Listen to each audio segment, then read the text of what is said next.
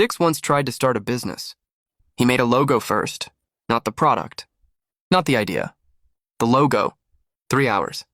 Perfect circle, perfect font. He even said this one is giving billionaire energy to himself in the mirror. 0 customers. By the end of the week, he made exactly 0, sir. And the worst part? He kept refreshing his phone like money would magically appear if he stared at it long enough. But here's the crazy part. That failure was the best thing that ever happened to him. Because in the next 90 days, Stix went from confused and broke to running a real business that actually made money. Not luck.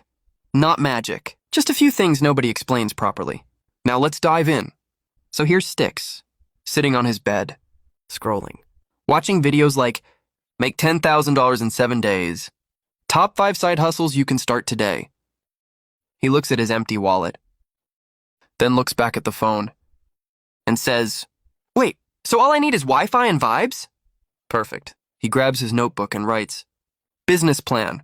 Under it, nothing. Just vibes.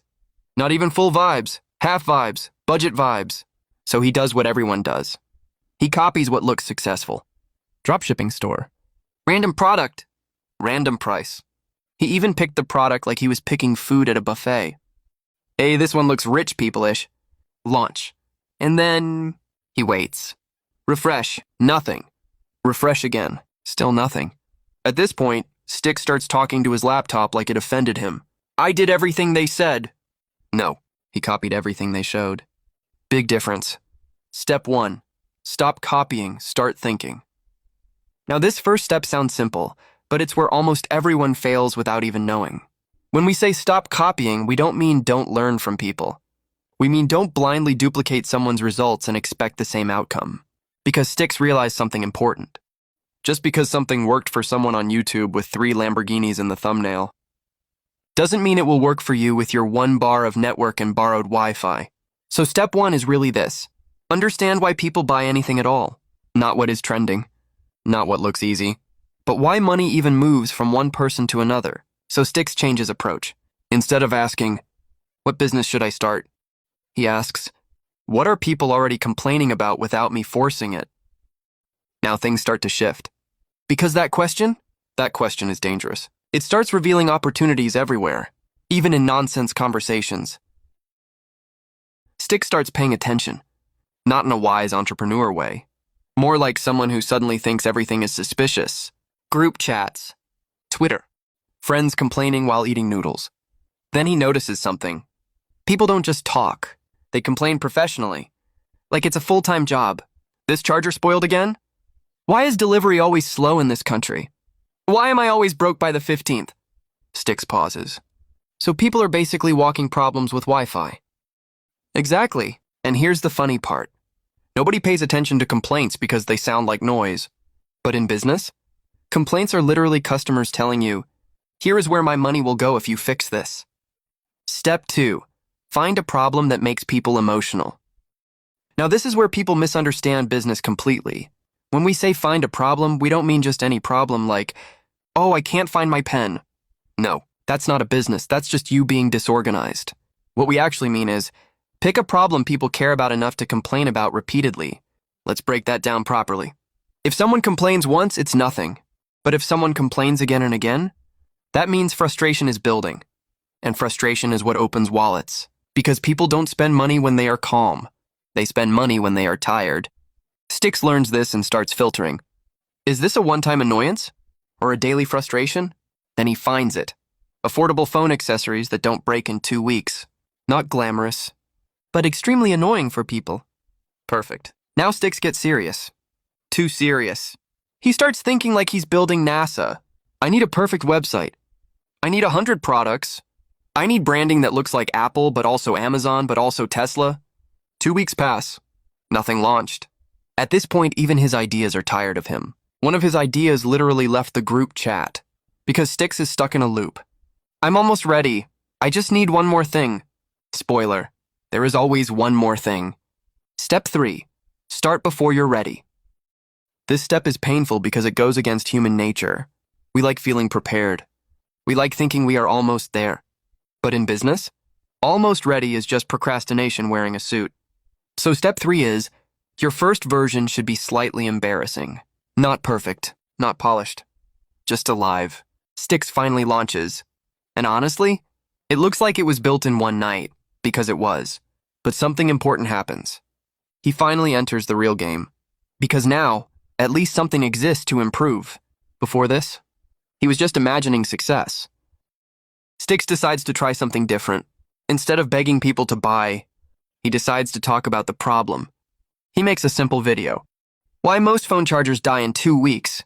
At first, he thinks, nobody will watch this, it's too normal. But normal is exactly why it works. Because people are tired of fake hype. The video starts getting views. Comments come in. Bro, this is exactly what I experienced. Stix is confused, then excited, then suspicious. Wait, people agree with me? And then it happens. One click, one purchase. Stix freezes like his internet just lagged in real life. Wait, this is legal? Yes, because he stopped selling first and started teaching first. Step 4, attention first, money second. This is where everything changes. Step 4 is simple but powerful. If nobody is paying attention to you, nobody will pay you. Most beginners skip this. They build products and pray. But business doesn't work on prayers. It works on attention. Stix keeps posting, not buy now posts. Just useful content, and something strange happens. People start trusting him without even meeting him. Because he's helping them before asking for anything.